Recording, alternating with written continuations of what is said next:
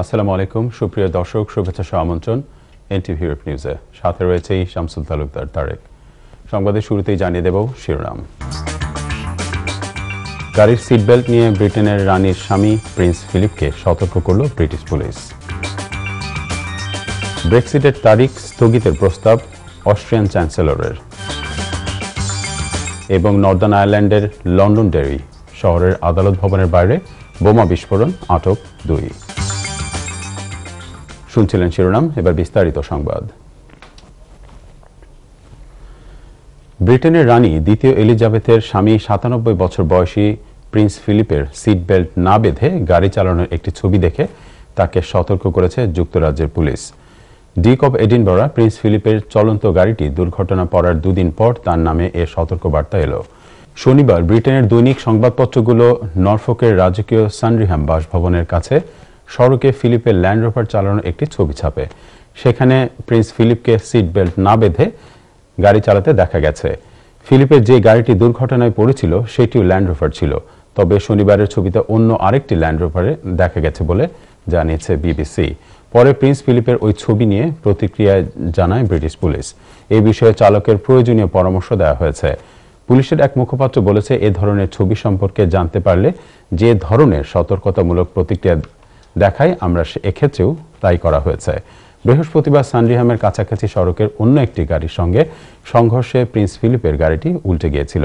রানীর স্বামী অক্ষত উদ্ধার হলেও সংঘর্ষে জড়ানো অন্য গাড়িটির 28 বছর বয়সী নারী চালকের হাঁটু সামান্য কেটে যায়। কবজি ভেঙে যায় গাড়িতে থাকা 45 বছর বয়সী অন্য আরেক নারীর। হাসপাতালে ভর্তির পর প্রাথমিক চিকিৎসা দিয়ে তাদেরকে ছেড়ে দেওয়া হয়েছে। নর্দার্ন আয়ারল্যান্ডের লন্ডনডেরি শহরে আদালত ভবনের বাইরে একটি গাড়িতে বোমা বিস্ফোরিত হয়েছে। শনিবার স্থানীয় সময় রাত 8:15 দিকে শহরের বিশপ স্ট্রিটে বোমাটি বিস্ফোরিত হয়। বিস্ফোরণের কিছু সময় আগে পুলিশ এ বিষয়ে একটি সতর্কবার্তাও পেয়েছিল। কর্মকর্তারা একটি হোটেল ও আশপাশের ভবন থেকে মানুষজনকে সরিয়ে নেওয়ার সময়ই বোমাটি বিস্ফোরিত হয়। বিস্ফোরণের সময় আইন শৃঙ্খলা রক্ষাকারী বাহিনীর কর্মকর্তারা ঘটনাস্থলেই ছিলেন। এই ঘটনায় কেউ হতাহত হয়নি বলে ধারণা করা হচ্ছে। এদিকে বিস্ফোরণের ঘটনার সাথে জড়িত 20 বছর বয়সী 2 যুবককে আটক করেছে বলে জানিয়েছেন নর্দার্ন আয়ারল্যান্ড পুলিশ। স্থানীয় বাসিন্দা গ্রেগ ম্যাকলাফলিন জানান, বিস্ফোরণের প্রচণ্ড শক্তি তার বাড়ির জানালাকে কাঁপিয়ে দিয়েছিল। এছাড়াও আয়ারল্যান্ডের উপপ্রধানমন্ত্রী সিমন কভেনে লন্ডনডেরিতে বোমা বিস্ফোরণের ঘটনার নিন্দা জানিয়েছেন। যুক্তরাজ্যের ইউরোপীয় ইউনিয়ন ত্যাগ বা ব্রেক্সিট চূড়ান্তভাবে কার্যকরের তারিখ স্থগিতের প্রস্তাব দিয়েছেন অস্ট্রিয়ার চ্যান্সেলর সেবাস্টিয়ান কুর্জ। জার্মান সংবাদপত্র ওয়েলট অ্যাম টনটাগকে তিনি বলেন, লন্ডন যদি সঠিক কৌশল ও পরিকল্পনা উপস্থাপন করে তবে কয়েক মাসের মধ্যে ব্রেক্সিটের তারিখ স্থগিত করা সম্ভব। স্বাভাবিক প্রক্রিয়া আগামী 29 মার্চ থেকে ব্রেক্সিট কার্যকর হওয়ার কথা রয়েছে। সেবাস্টিয়ান কুর্জ বলেন, একটি কঠিন ও বিশৃঙ্খল ব্রেক্সিট যুক্তরাজ্য ও ইউরোপীয় ইউনিয়ন উভয়ের জন্যই ক্ষতিকর, তবে ইউরোপ এর জন্য প্রস্তুত রয়েছে। এদিকে ব্রেক্সিট সংক্রান্ত নতুন পরিকল্পনা প্ল্যান বি সফল করতে দলের ভেতরে বাইরে তৎপরতা চালিয়ে যাচ্ছেন ব্রিটিশ প্রধানমন্ত্রী থেরেসা মে। এরই মধ্যে তিনি ব্রেক্সিট সংক্রান্ত মৌলিক 2 প্রশ্ন, দ্বিতীয় গণভোট ও সংঘভিত্তিক বাণিজ্য নাকচ করে দিয়েছেন। তবে সংশোধিত নতুন ব্রেক্সিট পরিকল্পনায় সমর্থন পেতে অন্য বিষয় ছাড় দিতে সম্মত তিনি। 21 জানুয়ারির মধ্যে সংশোধিত খসড়া হাজির করা হবে। আগামী 29 জানুয়ারি এ নিয়ে ভোটাভুটি হবে। নতুন পরিকল্পনা সমর্থন পেতে আইন প্রণেতাদের সঙ্গে সম্ভাব্য অন্যান্য বিকল্প নিয়ে আলোচনা চালিয়ে যাচ্ছেন থেরেসা মে। দেশ ভ্রমণের শীর্ষ রেকর্ডে এই প্রথম বাংলাদেশি কোনো নারী লাল সবুজের পতাকা উড়িয়েছেন বিশ্বের 125টি দেশে। বাংলাদেশের এই প্রথম কেউ নিজ দেশের পতাকাকে বিশ্বের এতগুলো দেশে পৌঁছে দিতে সক্ষম হয়েছেন। বাংলাদেশের পতাকাবাহী বিশ্বজয়ী এই নারীর নাম নাজমুন নাহার। তার এই বিশ্ব ভ্রমণ নিয়ে আরো বিস্তারিত দেখুন মোহাম্মদ মাসুদুজ্জামানের রিপোর্টে। ঐতিহাসিক বিশ্ব ভ্রমণের রেকর্ড ছুঁয়েছেন নাজমুন নাহার। বাংলাদেশের এই গর্বিত নারী এখন পর্যন্ত লাল সবুজের পতাকা উড়িয়েছেন বিশ্বের 125টি দেশে। বাংলাদেশের কোনো মানুষের এই প্রথম এতগুলো দেশ ভ্রমণ। শৈশব থেকেই যার স্বপ্ন ছিল বাংলাদেশের পতাকা হাতে ঘুরবেন সারা বিশ্ব, তার স্বপ্ন আজ বিশ্ব জয়ের কাছাকাছি। আমি বিশ্বের 125টি দেশ আমি ভ্রমণ করেছি বাংলাদেশের পতাকা নিয়ে। এই পতাকা নিয়ে ভ্রমণের মূল উদ্দেশ্য ছিল বাংলাদেশকে বিশ্বের দরবারে পরিচয় করিয়ে দেওয়া, বিশ্ব শান্তির জন্য কাজ করা, এবং আমাদের বাংলাদেশের মানুষ আমরা যে অনেক শক্তিশালী এবং আমরা যে একটা গর্বিত জাতি, আমাদের কৃষ্টি কালচার এবং আমাদের ইতিহাসকে সারা বিশ্বের মধ্যে তুলে ধরা। নাজমুন নাহার বেশিরভাগ দেশই ভ্রমণ করেছেন সড়ক পথে একা, আর এই পথ চলায় ছিল নানা রকম রোমাঞ্চকর ঘটনা। অনেক ঘটনা আছে আসলে আমার মনে করার মতো, এবং আমি জাস্ট কিছুদিন আগেই ওয়েস্ট আফ্রিকার 15 দেশ আমি ভ্রমণ করে এসেছি সড়ক পথে। আমি পৃথিবীর বেশিরভাগ দেশে আমি সড়ক পথে ভ্রমণ করি। তো এবারের যাত্রায় আইভরি কোস্টের একটা কথা আমার খুব মনে পড়ে। আমি একটা সমুদ্রের পাশ দিয়ে হাঁটছিলাম, তো পানির খুব বেশি আমি কাছাকাছি ছিলাম না, ছোট ছোট ঢেউ আসছিল, কিন্তু হঠাৎ করে এত বড় একটা ঢেউ আসছে যে একদম আমি পানির নিচে চলে গেছি। ঢেউটা এত উপরে উঠেছিল যে আমি পাকে শক্ত করে ধরে রাখতে পারিনি, আমি ঢেউয়ের সাথে ভেসে গেছি একটু দূরে, কিন্তু তৎক্ষণাৎ আমি পানির নিচে গিয়ে আবার ঢেউয়ের সাথে আমি উপরে উঠে গেছি। তো সেদিন আমার কাছে মনে হয়েছিল যে আমি আসলে মৃত্যুকূপ থেকে বেঁচে এসেছি। আর এই দেশগুলোর মধ্যে রয়েছে পূর্ব আফ্রিকা, দক্ষিণ আফ্রিকা, পশ্চিম আফ্রিকা, দক্ষিণ আমেরিকার প্রতিটি দেশ।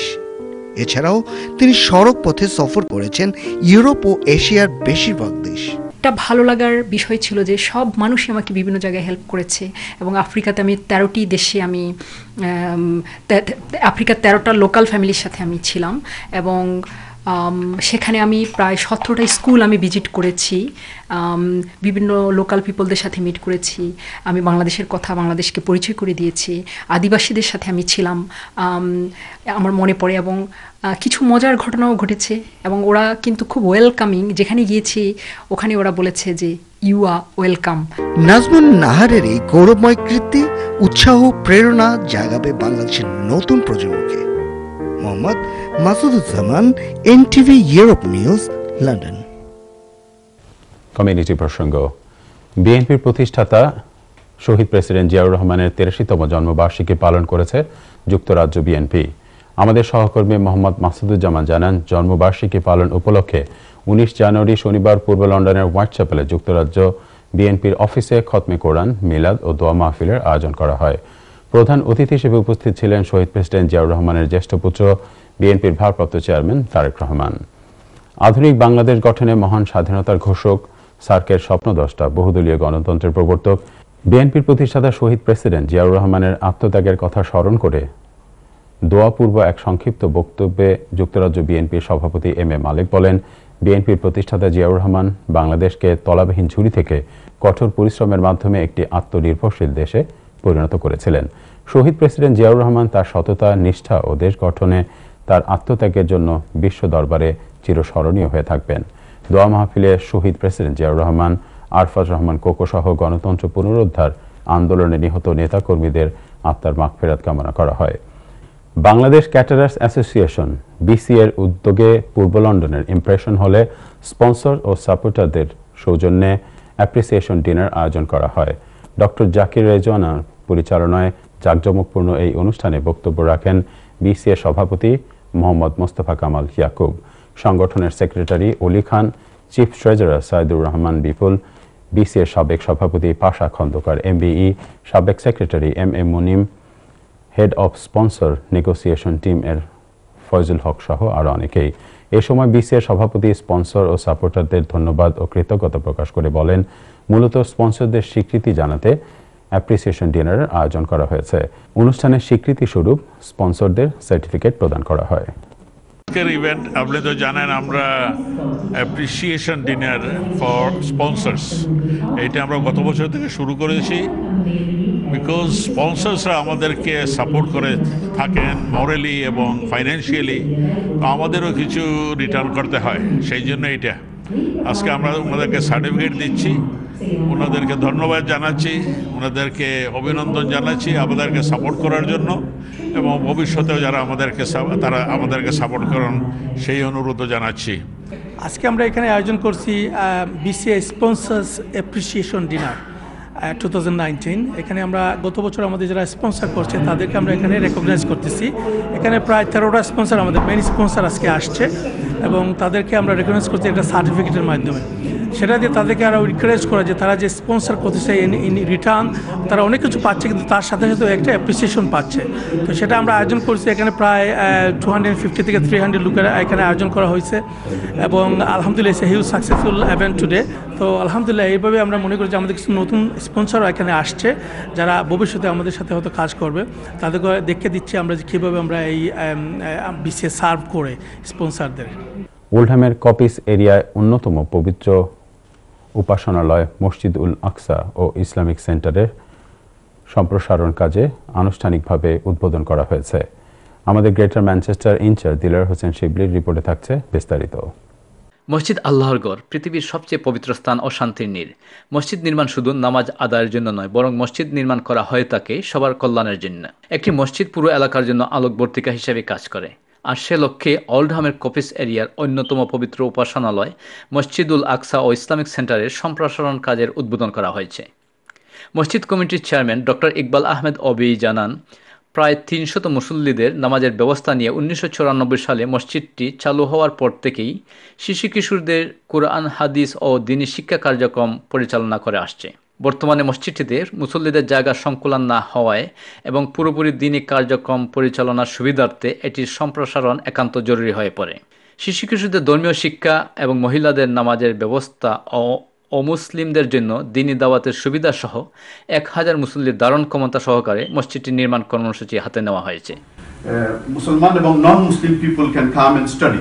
আমাদের এখানে আমরা একটা জিনিস শিখতে, আমরা এই বিল্ডিংটা আমরা ইউটিলাইজ করব ও পারপাসে, চিলড্রেন এডুকেশন, ইসলামিক এডুকেশন এবং other cultural education and Islamic studies.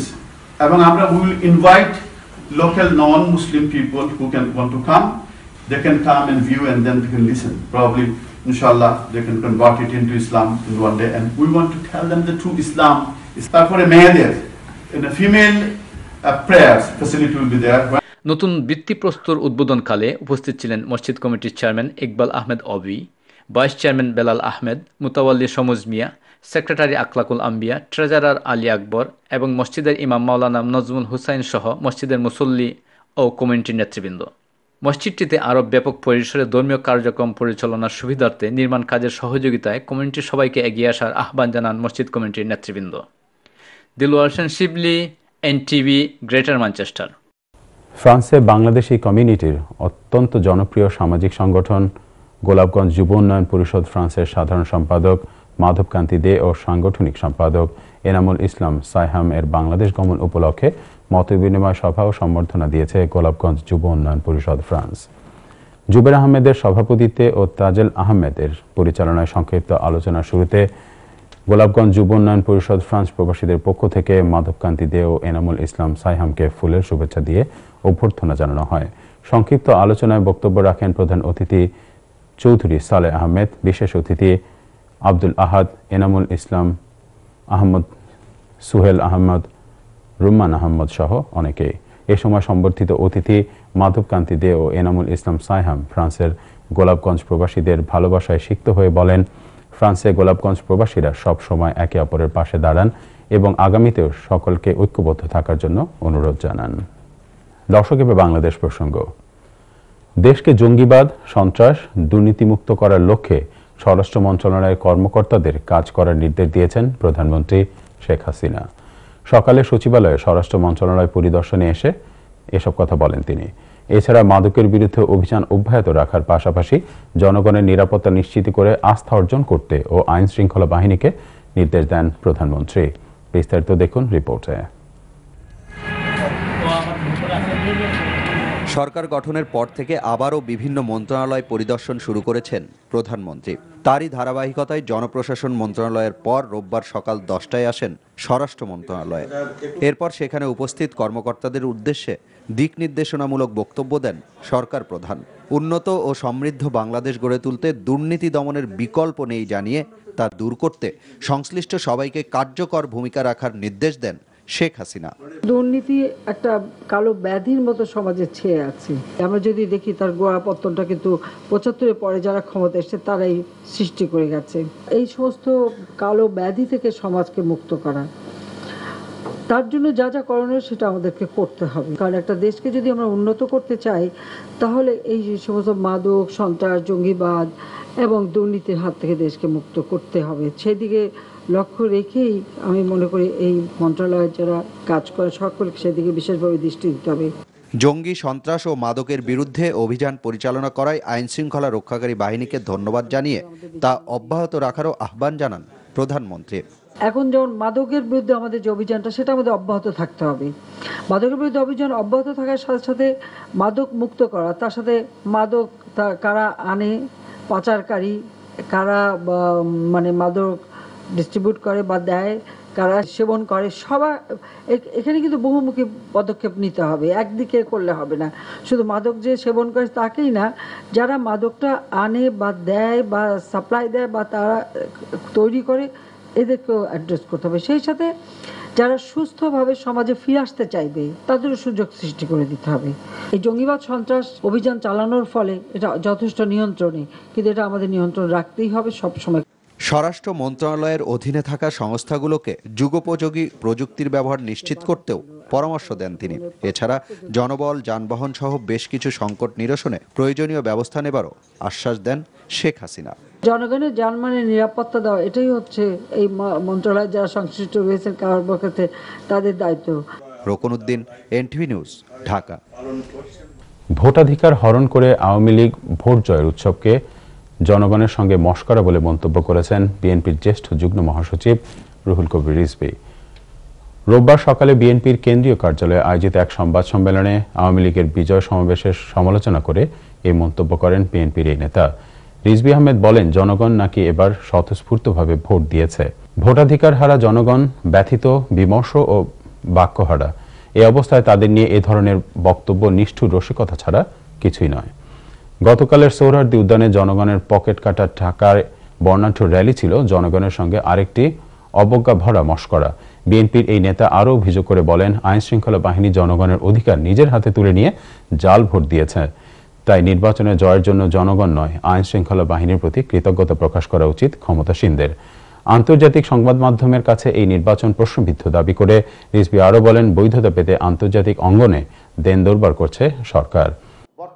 জনগণ নাকি এবার স্বতঃস্ফূর্তভাবে ভোট দিয়েছে। ভোটাধিকার হারা জনগণ ব্যথিত, বিমর্ষ ও বাক্যহারা। তখন তাদেরকে নিয়ে এ ধরনের বক্তব্য নিষ্ঠুর রসিকতা ছাড়া আর কিছুই নয়। গতকালের সোহরাওয়ার্দী উদ্যানের জনগণের পকেট কাটা টাকায় বর্ণাঢ্য র্যালি ছিল রাষ্ট্রের মালিক জনগণের সাথে আরেকটি অবজ্ঞা ভরা মশকরা। দর্শক, সংবাদ শেষ করব, তার আগে আরেকবার জানিয়ে দিচ্ছি শিরোনাম। গাড়ির সিট বেল্ট নিয়ে ব্রিটেনের রানীর স্বামী প্রিন্স ফিলিপকে সতর্ক করল ব্রিটিশ পুলিশ। ব্রেক্সিটের তারিখ স্থগিতের প্রস্তাব অস্ট্রিয়ান চ্যান্সেলরের। এবং নর্দার্ন আয়ারল্যান্ডের লন্ডনডেরি শহরের আদালত ভবনের বাইরে বোমা বিস্ফোরণ, আটক 2। এই ছিল আমাদের হাতে থাকা এনটিভি ইউরোপ নিউজের সর্বশেষ আয়োজন। এই খবরের ভিডিও সহ আপডেট জানতে ভিজিট করুন ইউরোপ এনটিভি অনলাইন www.europntv.com। সাথে থাকার জন্য সবাইকে ধন্যবাদ। আল্লাহ হাফেজ।